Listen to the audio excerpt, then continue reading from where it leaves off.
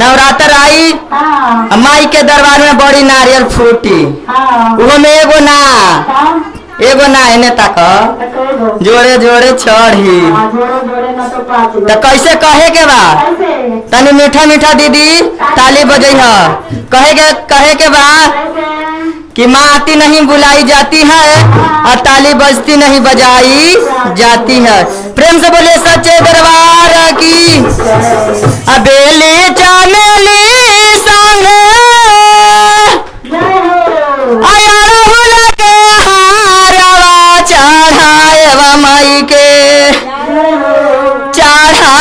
माई के जोड़े जोड़े नारियारावा चढ़ाए माई के जोड़े जोड़े नारियारावा।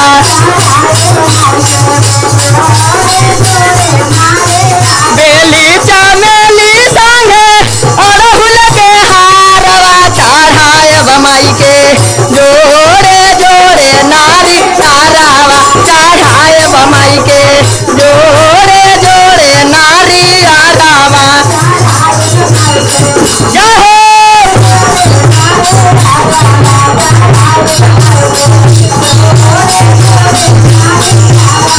चढ़ाए माई के जोड़े जोड़े नारियारावा।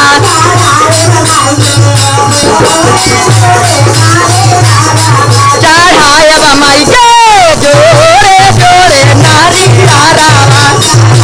जय हो मैया।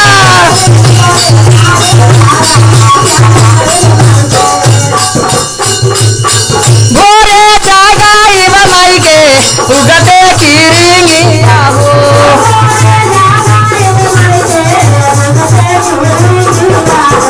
कैसे कहे के बा भोरे जागाई माई के उगते किरिंगिया हो।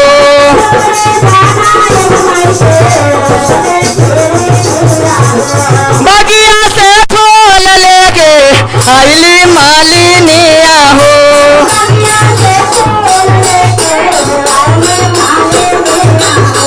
भोरे जागाई मैया के उगते किरिंगिया हो।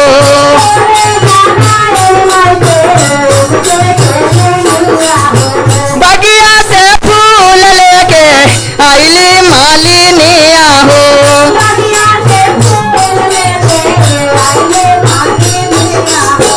गैया के घिवा में जा रायवतिया रावा हो।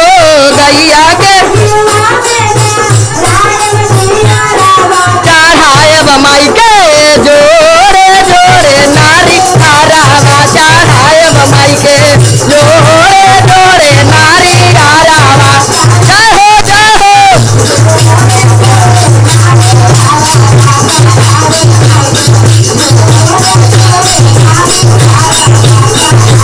जय हो।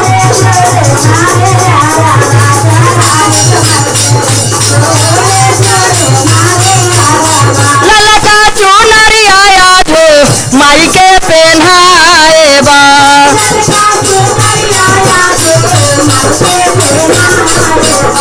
ललका चुनरी आया जो माई के पहनाए बा।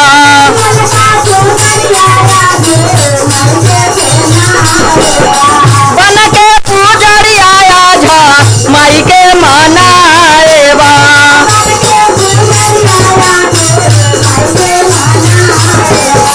रची राची देवी माई के करब सिंगारावा हो।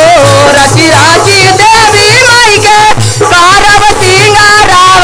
चढ़ाए माई के जोड़े जोड़े नारियारावा।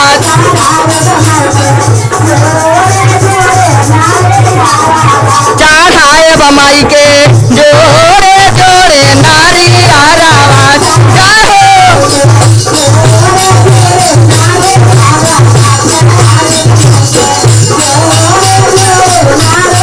बेली चमेली संगे अड़हुल के हारवा चढ़ाए माई के जोड़े जोड़े नारियारावा।